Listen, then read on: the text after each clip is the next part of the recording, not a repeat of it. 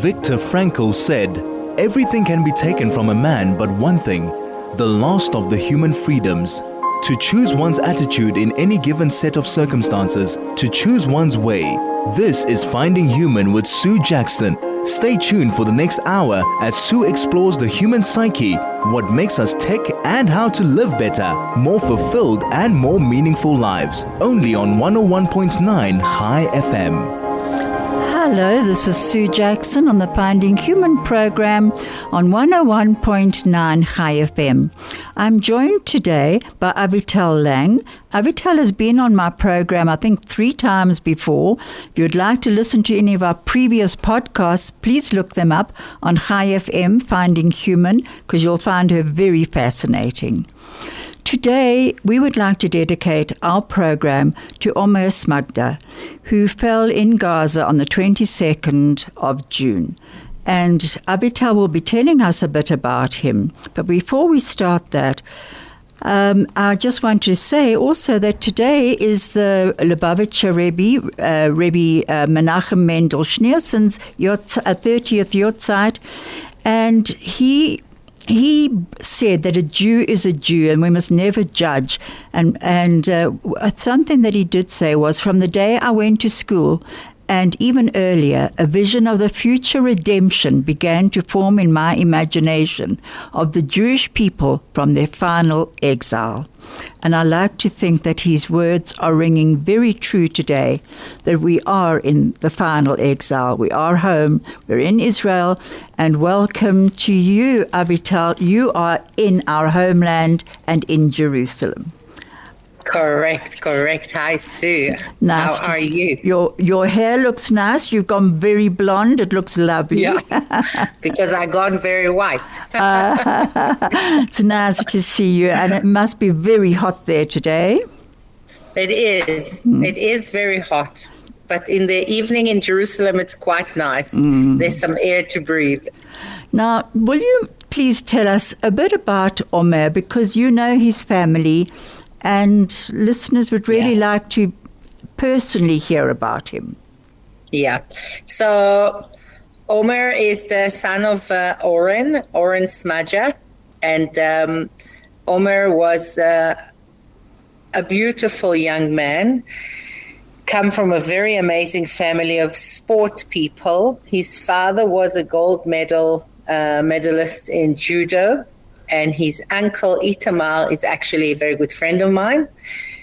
Itamar came to Cape Town, I think about 12 years ago. They arrived as a mishlachat of judo for a competition. So all these beautiful judaists from Israel came together, and we hosted them for Shabbat and for tiulim around Cape Town. And when we came to Israel, they invited us. Oren's and Itamar's parents were lovely people. His father passed away not long ago. His father was actually the father of judo in Israel. He brought judo to Israel, and he was a master himself. So they made us kube and beautiful Friday lunch, and that's how we met the whole family. So when I saw Itamar advertised that on Instagram that his nephew fallen. It was a big shock to all of us. And he was only 25. Yes, a beautiful, beautiful man, like all the rest of our beautiful soldiers that fallen. And Oren and his wife are actually remarkable. That, instead of blaming and getting angry, they are supporting others, and they volunteer everywhere, and they dedicate a lot of their time to do good. How amazing. They are amazing, remarkable people that I don't know where they bring their strength from, but they are beautiful people. And Avital, I just want to tell people a little bit about you too, because you are an artist, a photographer, If people want to listen to the previous podcast, you'll hear that that Avital worked at Pollsmoor Prison, and one of the nicest or the funniest stories I know was when she was teaching ceramic to 15 men in the prison, and they had their tools, the ceramic tools which she had taken in, and when she was finished, she told them to put them on her desk. And she noticed they weren't there. So she turned her back on them and she said to them, I've counted them, I know how many are there, and when I turn back, I expect them all to be here. So first of all, to be able to turn her back on 15 male prisoners in Pollsmoor, to me, that's absolutely staggering. But when she turned back, sure enough, they were all there on the desk, all numbered. I love that story. But then, Avital, you yourself were in the IDF, you were a soldier, and you were an officer. So what's it like being back in Israel now? You chose to go back, you're living in South Africa, you've got a love for Cape Town, you've got a love for Jerusalem. You're torn between two places. Well, Israel is my home. Cape Town has become my home too. I was born and raised in Jerusalem, so for me it's very familiar and natural to come home. The love I have for Israel is huge. It's absolutely huge. It's so huge that even in times of war, I will still come here. And what is the officer in you want to do? Did you want to, when you heard the 7th of October, the massacre, did you want to immediately sign up? Well, I was here on the 7th of October. I actually came to do my own exhibition in Tel Aviv, which was canceled due to the war breakout. And I went back to Cape Town with a very heavy heart because I wanted to stay and volunteer, because that's what most of the Israelis did. They volunteered, from making sandwiches to do anything and everything that they needed.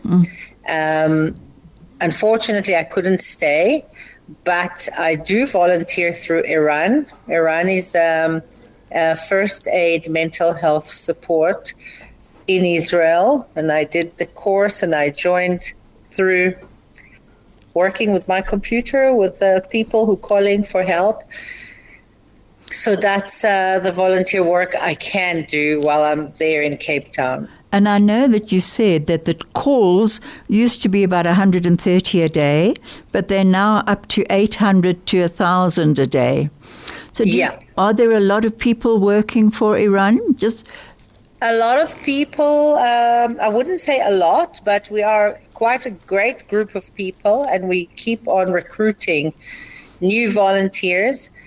We also need English-speaking volunteers because there's a lot of English-speaking people. Anyone can call Iran. And the thing is, there's a lot of people who can't afford a psychological support that costs a lot of money. So Iran offers, you can call every day, but once a day. Can't call more than once a day. Okay. And I do find myself sometimes talking to a soldier with a post-trauma, or a father who lost his daughter, or hundreds of people are calling, and sometimes I find myself talking to someone till the very late hours of the night, but I do not leave the phone or hang up the phone until I find that we both together found that light in the end of the tunnel, that there is hope. So I find this organization amazingly practicing actually Judaism, because with Ahavta Lerecha, and it's just about giving. And we're going to get back to that shortly. This is Finding Human with Sue Jackson, only on 101.9 High FM. Hello, this is Sue Jackson, and I'm back with Avital Lang in Jerusalem. I'm in Johannesburg. She's in a boiling hot Jerusalem, and I'm in a very cold Johannesburg. Our topic today, which I didn't mention earlier because I wanted to do the dedication to Omer Smagda, our topic is Am Yisrael Chai, which is the people of Israel live. If you'd like to WhatsApp us, please do so on 061 895 1019. Now, Avital was talking about an organization that she's very involved in, and she said, that she keeps talking to the people who are phoning in. There are people who are struggling in any way can phone them. And let's just say that the name Iran today sounds absolutely dreadful for us as Jews, but in actual fact, it's Iran, isn't it? Would we pronounce it E-R-A-N? Is yours? Can you hear me now? Yes, now I can hear you. Okay. Could you hear Iran? me? Iran, yeah. Okay. It's Ezra Rishona Nafshit. Which means? That's what it means. It's a first aid mental support. Okay. It's just a bit confusing being Iran. Yeah. But know, Avital, your grandparents brought you up, I remember you saying, to be an Or Agoyim, a light unto the nations. And you have really, in many ways, fulfilled that promise. When you've been there now, what have you spent your days doing?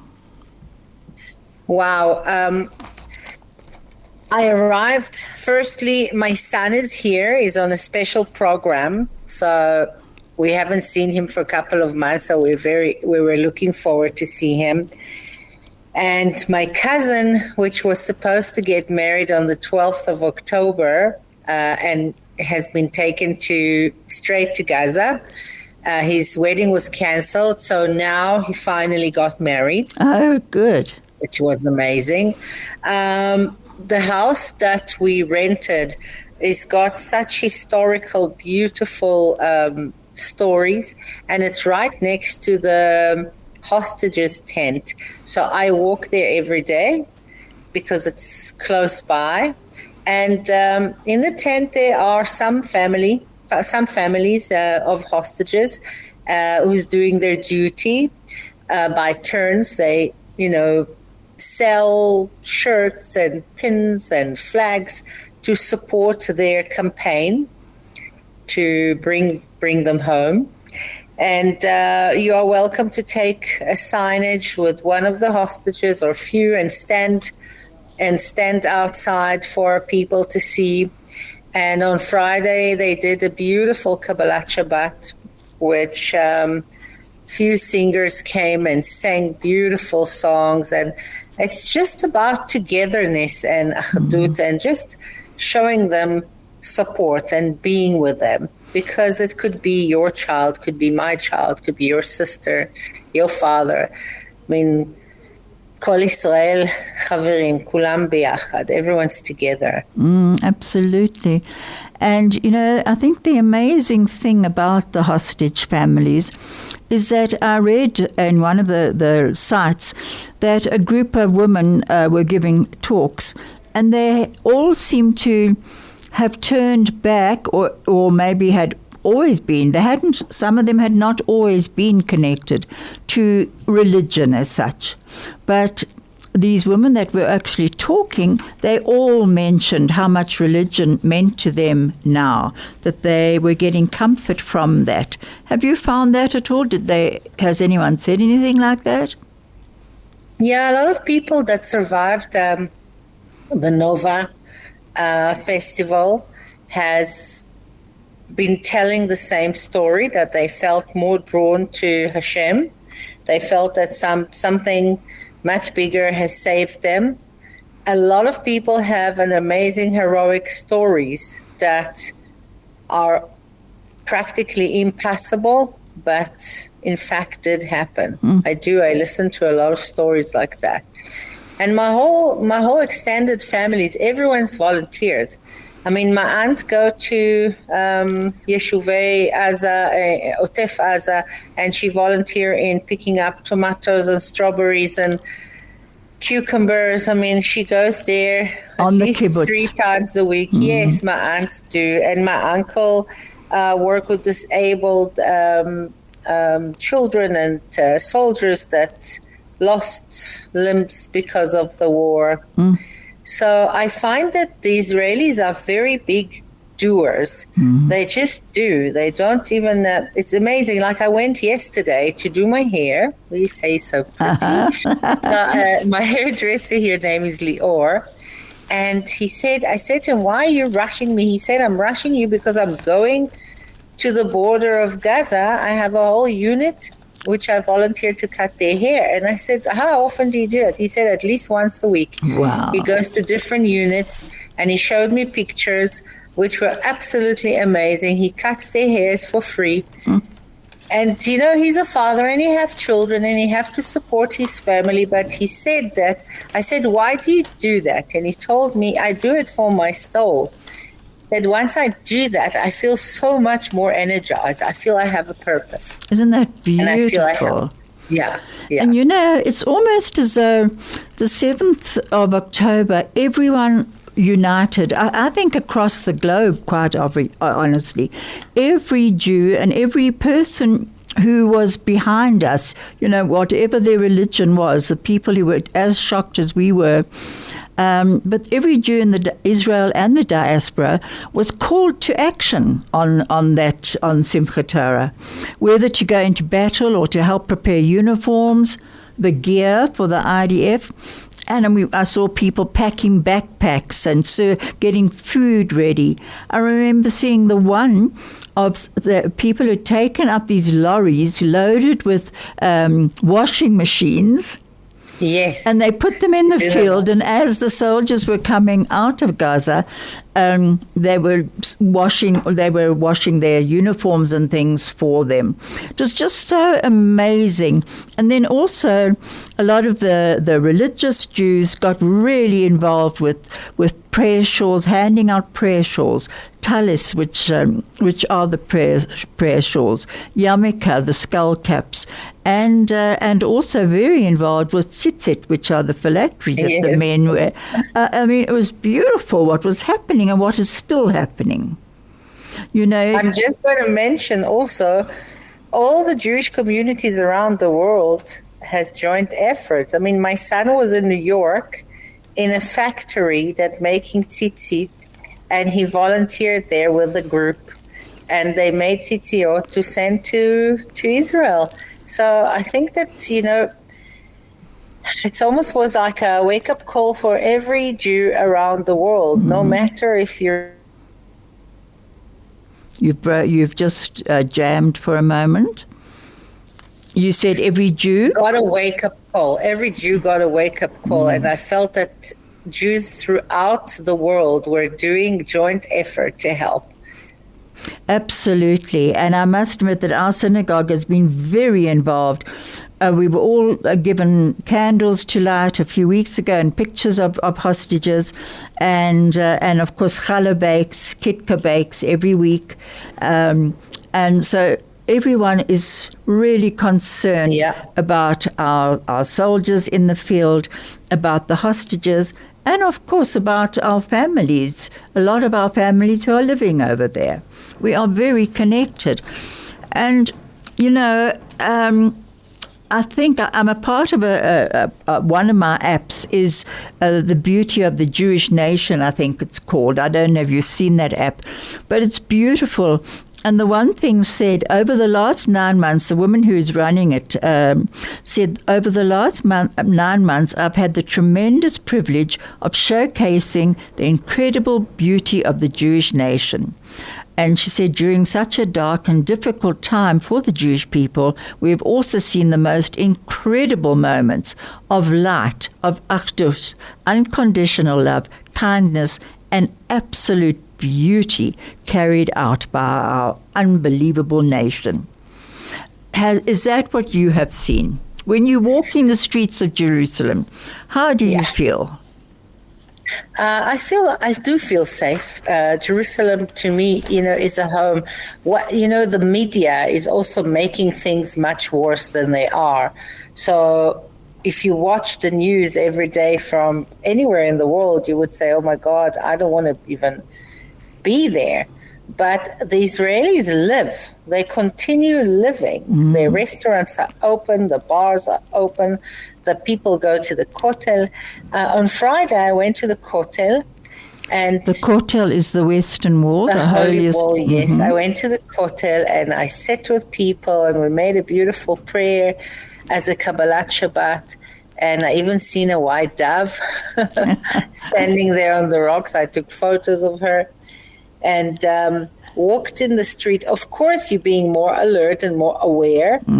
But it's just like when I'm in Cape Town also, I will not drive into dangerous areas because I am more aware. Yeah. Same here. You'll be more aware of your surroundings. And not to say the Israelis are going through a very stressful time, but they are amazing. They are doers. They're getting up in the morning and they're doing the best. If I can describe it in one word, everyone doing the best that they can. Really the best. You know, if I see my hairdresser who struggles, he goes to work every day, works alone, he doesn't have anyone to even wash the hairs or to put the color. He does everything himself. And he goes out of his way. He drives from Jerusalem. The traffic in Israel is quite bad. He drives in traffic. He's going to the border with Gaza. He finds a unit and he cuts all the hair. Then to me, this is amazing what people are prepared to do for each other. Absolutely. It is amazing. I just hope that the people of Israel will remember that and won't fall into political arguments, because this is where our power is and our uniqueness is our togetherness, our achdut. And the recognition of each other's light. I think that's so important. You know, one of my listeners sent this to me. You are not your trauma. You are not your past. You are your resilience. And I think that is very much what Israel is about. A friend of mine was over there and she said she couldn't believe it. There were people dancing in the parks. There were people singing. That the life has gone on, but it's gone on with a different tinge. There's a sense of more of togetherness in it now, which is really amazing to feel. My grandchildren over there and my children, my daughter and her family, you know, they wouldn't give up their lives there for anything. You know, with what's happening in Lebanon and everything, I was tempted to say, you know, come home. and when I did say it once, my daughter said, but this is home. And so Israel is home. That's very special here. It is home, and it's very, very special. Every time I leave Israel, I leave with a heavy heart, and it takes me, when I come back, it takes me about a week to, you know, change my energies to South Africa, my South African energies, because I operate on a different level. Like here, I feel that I have more responsibility. I do more. But also, I call it the Gola. Also in the Gola, I have a group of Israelis that I established, Israeli ladies. We are 90 ladies in the group. And it's as important to work with the Jewish community overseas, especially now when anti-Semitism is on the rise. You feel more protected in Israel. You do. You feel more protected in Israel.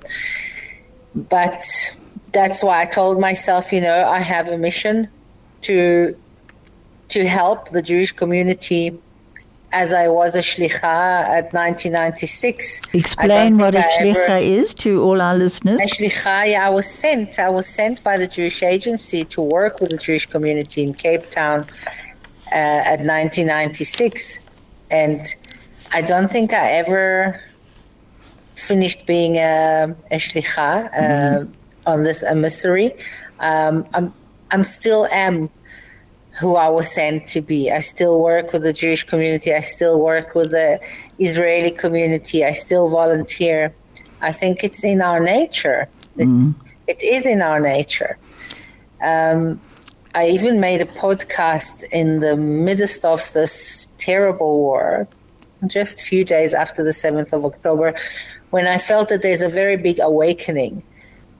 And spiritually, I felt that we have that code, almost, that each and every Jew around the world have heard and felt that, and felt that there's nothing else that we can do but be together and strengthen one another in this terrible times, especially when the world is not being very nice to Jews at the moment. Exactly. Anti-Semitism is not a nice experience for any Jew to experience. And I just hope and pray that things will improve and anti-Semitism will go down to where it's belonged. Now, I hope so too, I must admit. I just want to add something about when Avital came to this country, the person who was sent to meet her at the airport, and the first person she met in South Africa ended up being her husband. Yeah. And still is. Still is, thank God, yeah. Yeah. Now, when you go to the hostages, is it a tent? Is it what is it? I remember when Gilad Shalit was in captivity. Yeah.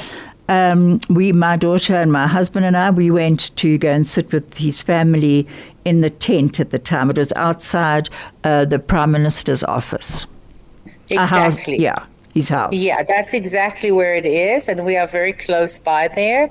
We're also going to go this week to Tel Aviv to the Hostages Family Center, and we're going to do the replica of the tunnels to try and experience and share our feelings with the hostages. We're going to drive through to Be'eri and to Nir Oz, and we're also going to go to the Nova festival site, just to share a prayer and to read some Tehillim for all the souls that were murdered there. So we're going to do that too. I think that this visit to Israel is more meaningful in terms of what I can do as a Jew coming here. How can I support and help more than just having fun and running around and meeting family members? We do that too. We meet family members, but everyone's got a story to tell. Most of our family members are either volunteering or are in the army. So we're here to support, really, and see what we can do. This is Finding Human with Sue Jackson, only on 101.9 High FM. Hello, this is Sue Jackson, and I'm on air with Avital Lang. She is in Jerusalem. I'm in Johannesburg. If you'd like to WhatsApp us, please do so on 061 895 1019. Avital, a message did come through actually on my phone, and it said, do you feel that they said that they say that the more people attack us as Jews, the Jewisher we become? Not that we have any choice, but I listened to a very beautiful podcast by a rabbi that I forgot his name, but he said that in spiritual meaning, the nations of the world will continue challenging us until we really understand our core and our mission on this earth. Wow. And it's very difficult to explain it to teenagers and people who wants to have fun and to just be one of the citizens of the world. But being a Jew is a very big responsibility, and we are the chosen people for a reason. I know it sounds arrogant, but that's not my intention. We do have a heavy responsibility. Being a Jew is not easy, not in these times, not in that era, not Absolutely. At all. And the idea, yes, you become more Jewish because you understand that there's no one else for you but Hashem and the Creator. the nations of the world will continue challenging us until we understand what is our role on this earth. What did we came here for? Mm-hmm. What are we doing here? Why is it all happening to us? And I believe that the Jewish people are one soul. We are one soul. If you suffer, I suffer. Mm-hmm. If you're happy, I'm happy. We have such a big arvut. Arvut hadadit is, how do you say arvut in English, is being committed. Mm-hmm. We have such a big commitment towards one another, is that when we break that, we do pay a very heavy price. If we are in dispute, like a serious dispute between us, we're tearing our one soul apart. And that can't happen because we do have, I believe that without Israel and without the Jewish nation, the world won't be able to continue. I must admit, I think the same. I think it will crumble. And that's what people are not actually even recognizing it. Even from the ancient world to the modern world, anti-Semitism has taken many forms, Yes. Sometimes it's verbal attacks. Other times it's extermination that we've done, we've recognized. And it's a reminder of the darkest parts of human history, and also to the blind hatred and prejudice, which it's beyond reason. This anti-Semitism. It really is. But Leo Tolstoy said something very interesting. He said, if you feel pain, you're alive. If you feel other people's pain, you're a human being. Yeah. So I like that, because what you're saying is you're not just feeling the Jewish pain, and of course everyone's feeling that at the moment, every Jew, but you're feeling the world's pain as well. You do. You feel the darkness, and at the bottom line, it's a war between the light and the dark, and between the light being to the dark being. The dark has been created also. Absolutely. So, and Ko Amar Kohelet en chadash tachat hashemesh. There's nothing new under the sun. There's nothing new under the sun that it haven't happened before. It happened in biblical time. It happened in many eras. Absolutely. And it's happening again, and we need to really stand strong together. It's almost like a storm. It's a terrible storm, and we have to let the storm pass, but we have to stick together. So I think this is our strength. It's almost like being a willow tree or a bamboo. We've got to flow with what's going on and then stand up straight again.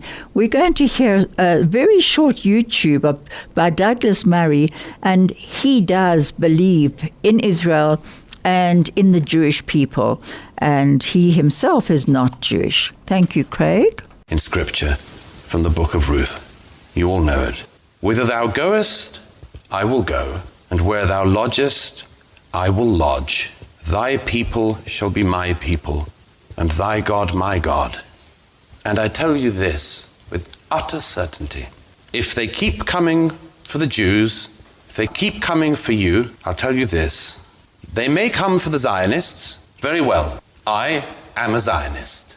They may keep coming for the Israelis. Very well. I'm an Israeli. They may come continuously for the Jews. Very well. I'm a Jew. I'm Israel Chai. This is Finding Human with Sue Jackson, only on 101.9 Chai FM. I'm Israel Chai. Israel lives. The Jewish people live. Thank you, Douglas Murray, for speaking out for us so forcibly. He's in Israel a lot of the time. Wasn't that wonderful to hear him say that? There was another thing that somebody sent me, and it was about a Gaza commander, and it happened this week apparently, and he was from the 52nd Armored Battalion, and he had been seriously injured in an engagement, but he still found the strength, as he was being put on the helicopter, to radio encouragement to his troops as he was evacuated. I mean, that I found absolutely amazing, to find the strength. He must have been in huge pain himself. Can you imagine? He had been seriously injured.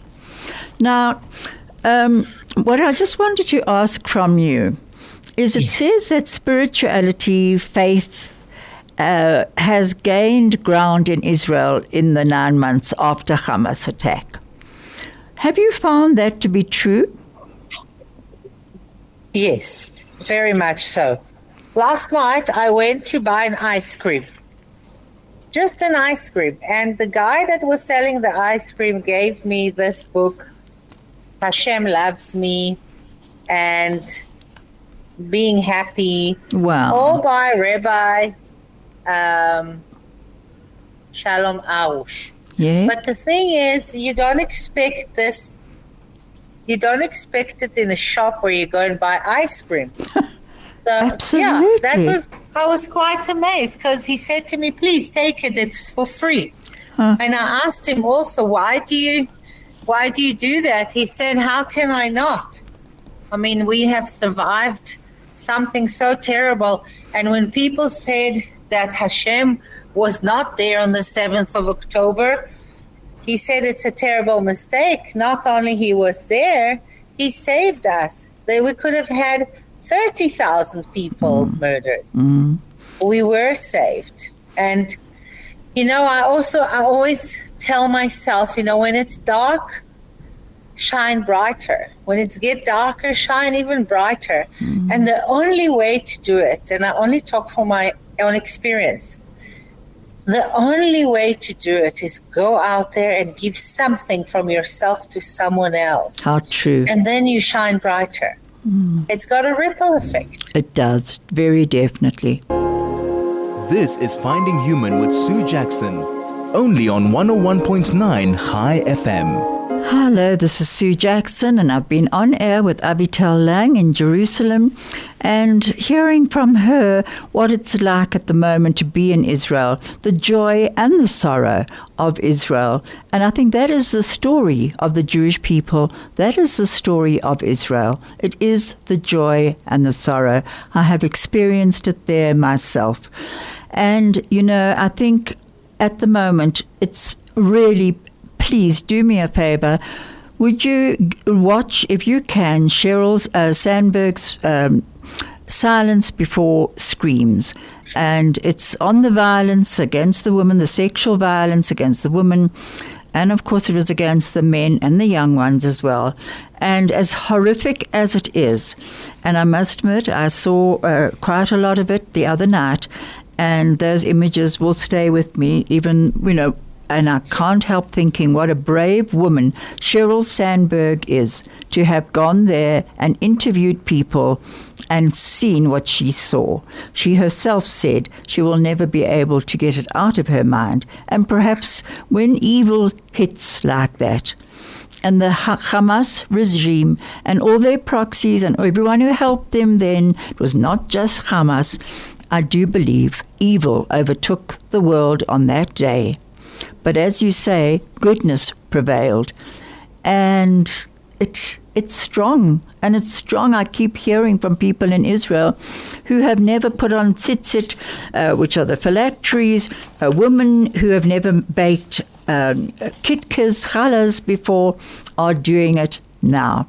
How would you, we're going to be told to wrap up shortly, how would you like to end? What message would you like to give?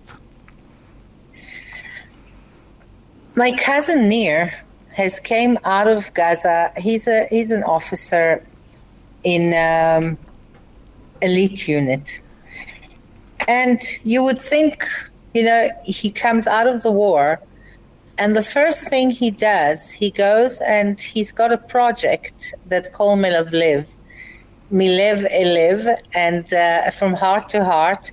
And he goes and visits people, elderly people and Holocaust survivors in hospitals, and he brings them a live plant, something to water and to take care of, and he brings them something sweet. And instead of, like you would expect someone coming out of a war to be all devastated and miserable, and he goes and he spends his days visiting elderly people and giving them some light and love. And for me, this is a sum up of a Jew, that all he wants to do is give regardless, and doesn't consider himself. Like they don't have time to dwell and say, oh my God, what happened to me? What happened to me? They just go and do. And Israel is full of that kind of people. And I think that we as Jews are filling up the world with that beauty. And I'm talking about the majority. The majority of the people are a shining light. And this is what I would like to end up with. If there's a message, it's just, shine brighter. These are dark times. Shine brighter. Go out there today and do something good for someone else. And you'll see, firstly, how you feel and how the ripple effect comes back to you and makes you feel happier and whole. And let's face it, in South Africa, we have many chances, especially in this very cold winter, of reaching out to others. Maybe, to the other and to ourselves and, to our own communities. What I would like you to do for me, I would like you to go and have a watermelon ice cream. Those we don't get them here, and they're my husband and my daughter's favorite, and my little grandchild over there. They love the watermelon, and my husband, if it's one way of getting him to Israel, I think it is by saying to him, you can have a watermelon ice cream. Fantastic, and I also would like to take advantage of my position here today and thank the lots and lots of Christians around South Africa who show unbelievable support to the Jewish people and to Israel, and that's not to be taken for granted. So we talk about darkness, but we must mention that there are some amazing people who pray for Israel every day. Absolutely, and may they be blessed, may we be blessed, and may we continue to be a blessing. Thank you so much, Avital. Wonderful to have been with you. Craig is telling me to stop. There is keep listening. It's not going to come through on the podcast, but I think I sent that lovely song to you that's just come out. It hasn't been posted yet.